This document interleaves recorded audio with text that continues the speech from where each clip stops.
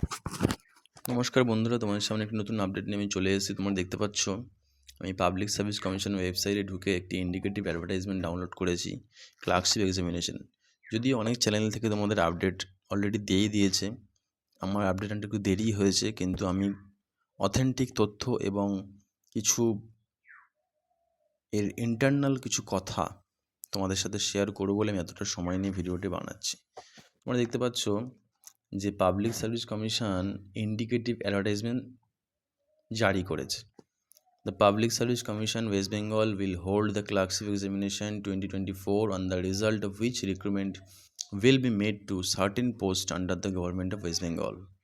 Detailed information regarding age limit, qualifications, scale of pay, fees through online scheme and syllabus of the examination etc.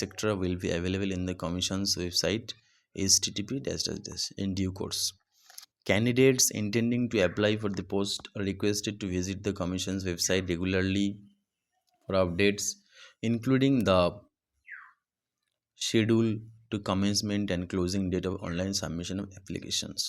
আচ্ছা, এই যে নোটিশটি জারি হয়েছে, ঠিক আছে, অলরেডি যারা ক্লার্কশিপ এক্সামিনেশন তোমরা দিয়েছো তাদের জন্য কিন্তু খুব খবরটি সুখকর নয়।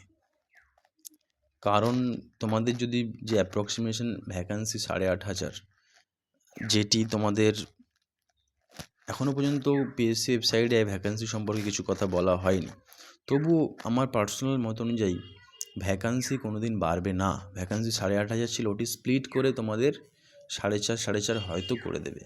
সুতরাং তোমাদের কিন্তু পিএসসির ক্লার্কশিপের কাট অফ কিন্তু খুব হাই যাবে, পিএসসির কাট অফ কিন্তু হাই যাবে। সুতরাং যারা ভাবছিলে যে 50 বা 45 সেফ জোনে থাকবে, কিন্তু সেফ জোন নেই। আমার মতে ইউআরের কাট অফ 60 অ্যাভব যাবেই, কারণ যেহেতু তোমাদের ভ্যাকান্সি ডিক্রিজ হয়ে গেছে। এসসির কাট অফ যারা 55 পেয়ে আছো তারা সেফ জোনে থাকতে পারো। সুতরাং এটি একটি খুব চিন্তাকর বিষয়। আর শুধুমাত্র যে তোমাদের যে পিএসসি সংক্রান্ত ক্লার্কশিপের যে ভ্যাকান্সি রিডিউস হলো তা নয়, তোমাদেরকে আমি আবার দেখাচ্ছি পিএসসির ওয়েবসাইটে গিয়ে।